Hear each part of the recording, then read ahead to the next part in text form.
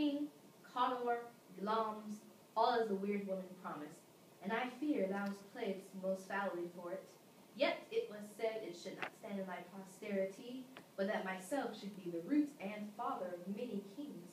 If there come true from them, as upon thee, Macbeth, their speeches shine, why, by the verities on thee made good, may they not be my oracles as well, and set me up in hope? But hush, no more.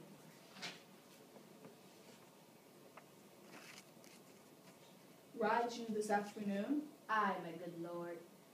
We should have else desired your good advice, which still hath been both grave and prosperous in this day's council, but we'll take it tomorrow. Is it far you ride? As far, my lord, as will fill up the time. Twixt this and supper, go not to my horse the better.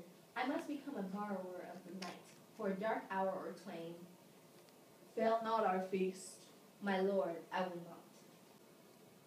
Both of you, no Banquo was your enemy. True, my lord. So is he mine, and in such bloody distance, that every minute of his being thrust against my nearest of life, though I could with barefaced power sweep him from my sight and bid my will avouch it, yet I must not.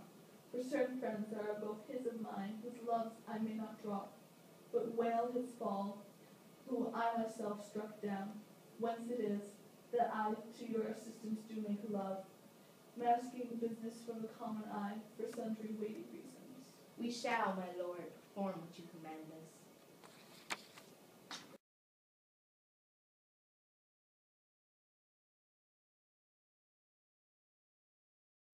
Is Banquo gone from court? Aye, madam, but returns again tonight. We have scorched the snake, not killed it.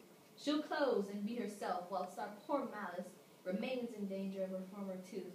But let the frame of things disjoint, both the worlds suffer. Ere we will eat our meal in fear, and sleep in the infliction of these terrible dreams that shake us nightly. Better be with the dead, whom we, to gain our peace, have sent to peace, than on the torture of the mind to lie in restless ecstasy. Duncan is in his grave. After life's fitful fever he sleeps well. Treason has done his worst, nor steel, nor poison, malice domestic, foreign levy, nothing can touch him further. Come on, gentle my lord, sleek over your rugged looks, be bright and jovial amongst your guests tonight. So shall I, love, and so I pray be you. Let your remembrance apply to Banquo. Present him eminence, both with eye and tongue, unsafe the while that we must lave our honors in these flattering streams, and make our faces visors to our hearts, disguising what they are.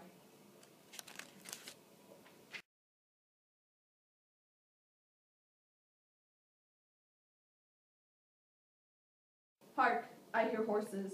Give us a light there, ho! Then 'tis he.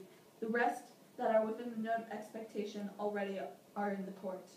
His horses go about almost a mile, but he usually does, so all men do, from hence to the palace gate make it their walk. A light! A light! 'Tis he.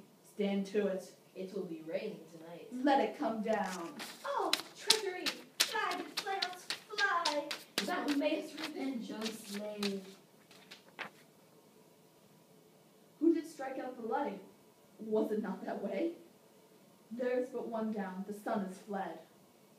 We have lost the best half of our affair. Well, let's away and say how much is done.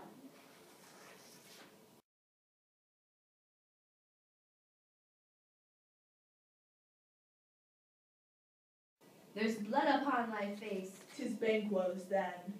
'Tis better thee without than he within. Is he dispatched? My lord, his throat is cut. That I did for him. Thou art the best of the cutthroats. Yet he's good that did the like for Fleance. If thou didst it, thou art the non-peril. Most royal sir, Fleance is escaped. My royal lord, you do not give the cheer. The feast is sold, that is not often vouched, while 'tis a making. 'Tis given with welcome. To feed were best at home. From thence the sauce to meat is ceremony. Meeting were bare without it. Sweet remembrancer, now, good digestion wait on appetite, and health on both. May it please your highness, sit. Here we had now our country's honor roofed, where the graced person of our banquet present, who may I rather challenge for unkindness than pity for mischance. His absence, sir, lays blame upon his promise. Please it to your highness to grace us with your royal company. The table's full. Here is a place reserved, sir. Where? Here, my good lord, what is it that moves your highness? Which of you has done this? What, my good lord? Thou cannot say I did it. Never shake thy gory locks at me. What? Quite unmanned in this folly? If I stand here, I saw him. Fie, for shame! Blood has been shed ere now. In the olden time, ere humane statute purged the gentle wheel. Aye, and since too, murders have been performed, too terrible for the ear. The time has been that when the brains were out, the man would die, and there an end. But now they rise again, with 20 mortal murders on their crowns, and push us from our stools. This is more strange than such a murder is. What man dare? I dare. Approach thou like the rugged Russian bear, armed rhinoceros or the Hickory tiger. Take any shape but that, and my firm nerve shall never tremble. Or be alive again, and dare me to the desert with thy sword. If trembling I inhabit then, protest me, the baby of a girl. Hence, horrible shadow, unreal mockery, hence. I am a man again. Pray you, sit still. You have displaced the mirth, broke the good meeting with most admired disorder. I will tomorrow, and betime as I will, to the weird sisters. More shall they speak, for now I am bent to know. By the worst means the worst, for mine own good. All causes shall give way. I am in blood, steeped in so far that, should I wade no more, returning were as tedious as go over. Strange things I haven't had, that will to hand, which must be acted, ere they may be scanned.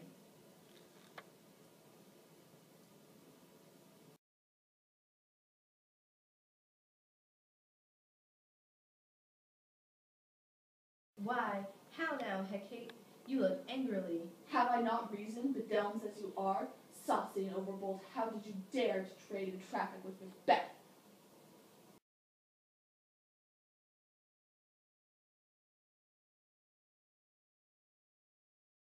The son of Duncan, from whom this tyrant holds the due of birth, lives in the English court, and is received of the most pious Edward with such grace, the malevolence of fortune nothing takes from his high respect. Thither Macduff is gone to pray with the holy king upon his aid, to wake Northumberland and warlike seaward, that, by the help of these, with him above to ratify the work, we may again give to our tables meat, sleep to our nights, free from our feasts and banquets, bloody knives, do faithful homage, and receive free honors, all which we pine for now. And this report has so exasperated the king, that he prepares for some attempt of war. Sent he to Macduff? He did, and with a resolute, "Sir, I not." The cloudy messenger turns his back and hums, as who should say, "You'll rue the time that caused me with this end."